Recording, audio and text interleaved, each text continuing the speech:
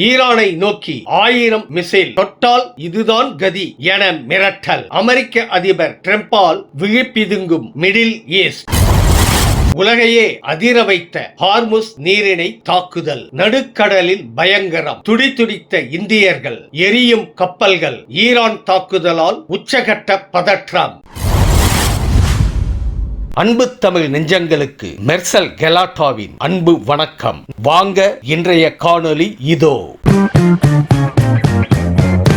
சர்வதேச அளவில் மிக முக்கிய கடல் வழி பாதையாக கருதப்படும் ஹார்முஸ் நீரிணையில் ஐக்கிய அரபு அமீரகத்தின் கொடியேந்திய 2 சரக்கு கப்பல்கள் மீது ஈரான் நடத்திய ஏவுகணை தாக்குதல் மத்திய கிழக்கு பிராந்தியத்தில் கடுமையான போர் பதற்றத்தை ஏற்படுத்தியுள்ளது. ஓமன் நாட்டின் கடல் எல்லைக்குட்பட்ட ஹார்முஸ் நீரிணையின் தெற்கு பகுதியில் பயணித்துக் கொண்டிருந்த மொம்பாசா மற்றும் பஹியா ஆகிய 2 அமீரக தேசிய எண்ணெய் கப்பல்களை குறிவைத்து ஈரான் ராணுவம் அதிநவீன குரூஸ் ஏவுகணைகளை செலுத்தி இந்த தாக்குதலை நடத்தியுள்ளது. ஏவுகணைகள் தாக்கிய அடுத்த சில நிமிடங்களில் கப்பல்களில் பயங்கர தீ விபத்து ஏற்பட்ட நிலையில் மீட்பு குழுவினரின் நீண்ட போராட்டத்திற்கு பிறகே தீ கட்டுக்குள் கொண்டு வரப்பட்டது. இந்த கோர சம்பவத்தில் மொம்பாசா கப்பலில் பயணித்த இந்திய ஊழியர் ஒருவர் சம்பவ இடத்திலேயே பரிதாபமாக பலியானார். மேலும் காயமடைந்த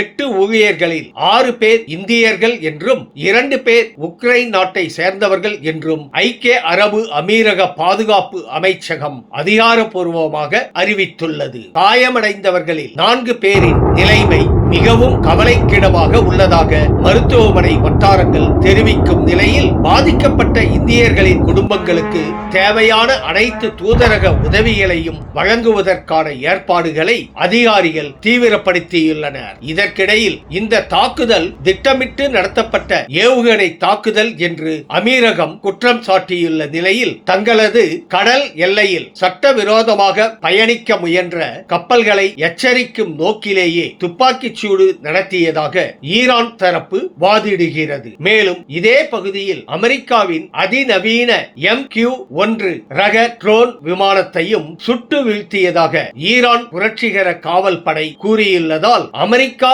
ஈரான் இடையேயான நேரடி மோதல் சூழலும் தீவிரமடைந்துள்ளது. ஈரானின் இந்த அத்துமீறல் சர்வதேச கடல் சட்டங்களை முற்றிலும் மீறும் செயல் என்றும் இதற்கு தகுந்த முறையில் பதிலடி கொடுக்கப்படும் என்றும் ஐக்கிய அரபு அமீரகம் தனது கடுமையான கண்டனங்களை பதிவு செய்துள்ளது.